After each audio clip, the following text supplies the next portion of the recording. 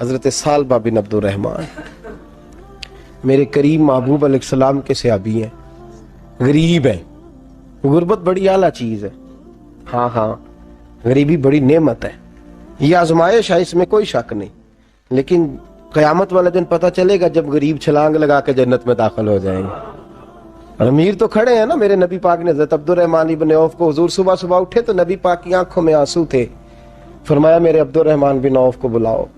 حضرت عبد الرحمن بن عوف آئے تو حضور نے سینے سے لگا لیا، نبی پاک کھول کے روئے، یا رسول اللہ حضور کیا ہوا؟ فرمایا عبد الرحمن رات میں نے خواب دیکھی ہے، سارے جنت میں چلے گئے، تو پیچھے رہ گیا، تو پیچھے رہ گیا، میں کھڑا تیرا انتظار کرتا رہا، میں تیرے بغیر جا نہیں سکتا تھا، پھر تو آیا ہے تو تیرا سارا وجود پسینے سے بھیگا ہوا تھا۔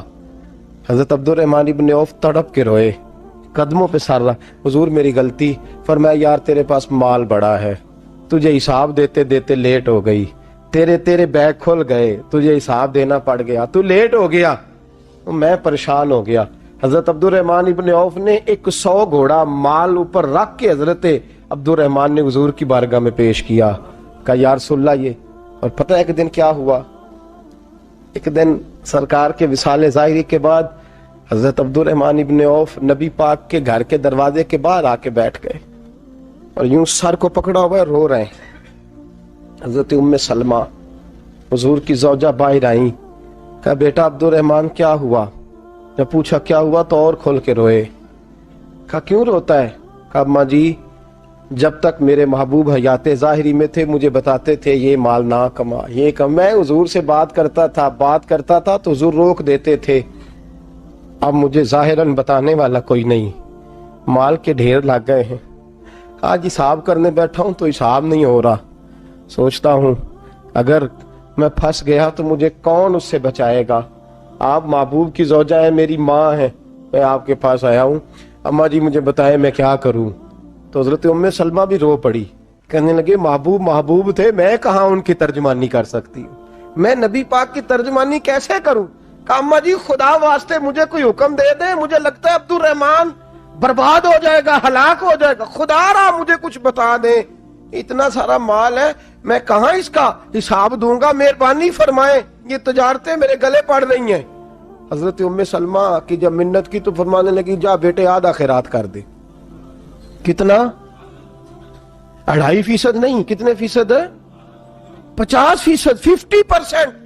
حضرت عبد الرحمن ابن عوف گئے اور 50% خیرات کر کے کہنے لگے اماں میں نے 50% دے دیے، میں بچ جاؤں گا نا، میں بچ جاؤں گا، میں دے آیا ہوں آدھا۔ تو حضرت ام سلمہ فرمانے لگی میں نبی پاک کی بارگاہ میں سفارش کروں گی تیری، اور نبی پاک اللہ کی بارگاہ میں سفارش کرے صلی اللہ علیہ وسلم۔ حضرت سالبہ بن عبد الرحمن حضور دعا کر دیں، غریبی ہے، میرے نبی پاک نے فرمایا تجھی اس حال میں ہے بہتر ہے، کرتے ہیں حضور نہیں دعا کر دیں، فرمایا تجھی اس حال میں ہے، تیسری دفعہ پھر آ گئے، حضور نے دعا کر دی، 4 بکریاں تھیں، چند مہینے گزرے، کچھ تجارت شروع کی، چھوٹے موٹا لین دین شروع کیا تو 40 ہو گئیں، کچھ وقت اور گزرا تو ریوڑ بن گیا، پھر گائیں بھی آ گئیں، پھر اونٹ بھی آ گئے، پھر لائنیں لگ گئی، پھر ہر وقت حضور کے قریب بیٹھنے کو دل کرتا تھا، اب لین دین کے معاملات تھے، اب ذرا طبیعت تھوڑی پیچھے ہٹنے لگی، تھوڑا دل پیچھے ہٹنے لگا، پہلے 5 نمازیں مسجد میں، پھر زور اثر کی چھٹی، میری طرف دیکھو اور دیکھو میں کیا عرض کر رہا ہوں، پھر زور اثر گئی، پھر کچھ وقت گزرا تو مغرب بھی گئی، پھر اتنی بڑی حویلی کوئی نہیں، پھر باہر جا کے مدینے سے ڈیرا لگا لیا، جمعے کے جمعے آتے، زکوٰۃ کا حکم آ گیا 2 ہجری میں، حضرت ابو ہریرہ رضی اللہ تعالیٰ عنہ امیر زکوٰۃ مقرر ہوئے، 5 اونٹوں پر 1 بکری، یہ زکوٰۃ ٹھہری۔ اب جب گئے نا اونٹ گنے اور بکریاں گننے لگے، اوہو 1 کروڑ پہ 2.5 لاکھ، کس نے دیا تھا؟ دعا کس نے فرمائی؟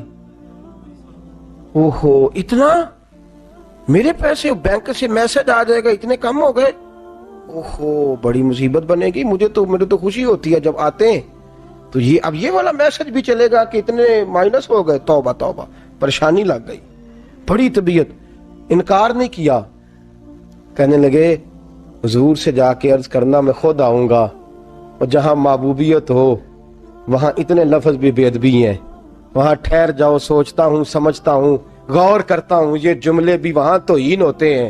محبوب ہو اور وہاں انسان سوچ سمجھ کی بات کرے، وہاں انسان، بابا بلے شاہ صاحب نے کہا عقل آخ دی چگے نو سام کے رکھ، عشق آخ دے بال کے سیکنا چاہیے دائے، کہا جا کے کہنا میں آؤں گا۔ سب کی زکوٰۃ لے آئے، در رسول پہ آئے، حضور نے فرمایا پہلے سالبہ کی بات بتاؤ، پتا تھا نا پہلے سال، حضور اس نے کہا تھا میں آؤں گا۔ حضرت ابو ہریرہ کہتے ہیں نبی پاک نے ٹھنڈی آہ بھری، آہ ٹھنڈی، فرمایا ہلاک ہو گیا۔ اس کو کہا تھا نہ اس چکر میں پڑ، ہلاک ہو گیا، ہلاک۔ حضرت ابو ہریرہ فرماتے ہیں دو باریک باریک آنسوؤں کے قطرے بھی میں نے محبوب کی آنکھوں میں دیکھے۔ اپنا ہے نا تو دکھ ہوا، یار میرا اپنا تھا، یہ ہلاک ہی ہو گیا ہے، کدھر چلا گیا ہے۔ ان کو بھی بعد میں خیال آیا، او ہو میں تو غریب تھا، یہ آیا کدھر سے تھا، میں تو غلامی رسول میں آتا گیا تو رب میری عزتیں بڑھاتا گیا، یہ میں کس چکر میں پڑ گیا۔ آئے لائنیں بکریوں کی لائے، حاضر کی، حضور وہ میں نے کہا تھا حضرت ابو ہریرہ سے میں خود آؤں گا، حضور میں خود لایا ہوں۔ فرمایا محبوب نے مجھے تو نہ بتا، میں تو سمجھتا ہوں، میں نے کہا تھا تو میں آ گیا ہوں۔ فرمایا چل اٹھا، دوڑ جا، لے جا۔ حضرت ابو ہریرہ فرماتے ہیں انکار محبوب نے سالبہ کو کیا، لیکن آنسو ابو بکر صدیق کے بھی نکل گئے۔ فرماتے ہیں درد عثمان غنی کو بھی ہونے لگا، تڑپ مولا علی بھی گئے۔ فرمایا جا لے جا، نہیں چاہیے تیرے پیسے۔ فرماتے ہیں سالبہ نے ہاتھ باندھے، کہا محبوبہ غلطی ہو گئی، حضور مجھے، فرمایا تجھے کہا نا تیرے نہیں چاہیے، نکل جا۔ حضرت ابو ہریرہ فرماتے ہیں جب نبی پاک نے رخ پھیرا تو صحابہ کی زبانوں پہ بھی جاری ہو گیا یہ تو ہلاک ہو گیا۔ کہتے ہیں مدینے میں قحط پڑ گیا، محبوب نے فرمایا بلال تو بھی آج لا، ایک خشک چھوارا حضرت بلال کا قبول ہو گیا۔ لیکن سال با لائنیں لگی یا مال کی، فرمایا جا لے جا، تیرا قبول نہیں ہے۔ فرماتے ہیں تڑپتے رہے ساری زندگی اور مال کو دیکھ دیکھ کے آہیں بھرتے رہے، لیکن کریم نے اس تجارت کو قبول۔ حضرت ابو بکر صدیق کے پاس آئے، سرکار کے وصال، حضور قبول فرما لیں۔ فرمایا ساری دنیا کا قبول ہے، جس کا میرے نبی نے قبول نہیں فرمایا میں کیسے قبول کر لوں۔ حضرت عمر فاروق کے پاس آئے، فرمایا نہ تیرا قبول نہیں۔ حضرت عثمان کے زمانے میں وصال ہو گیا۔ عزیز یاد رکھ، تجارت وہ والی کر جو تجھے نجات دے، اس چکر میں نہ پڑ جا جو تجھے الجھا دے۔ قرآن مجید کی آیت آئی اقترب للناس حسابہم وہم فی غفلۃ معرضون، لوگوں کا حساب قریب آ گیا ہے اور وہ ابھی بھی غفلت میں پڑے ہیں، ابھی بھی 2 کے 4 اور 4 کے 10 کر رہے ہیں، حساب کا وقت قریب آ گیا۔ حضرت انس آئے مسجد سے، ایک صحابی مکان بنا رہے تھے، جھونپڑی تعمیر کر رہے تھے۔ حضرت انس کو پریشان دیکھا، کہنے لگے انس خیر تو ہے، کوئی نئی آیت تو نہیں آئی؟ تو جناب انس کہنے لگے آیت تو آ گئی ہے، رب نے کہہ دیا کہ حساب قریب آ گیا، تیاری کر لو۔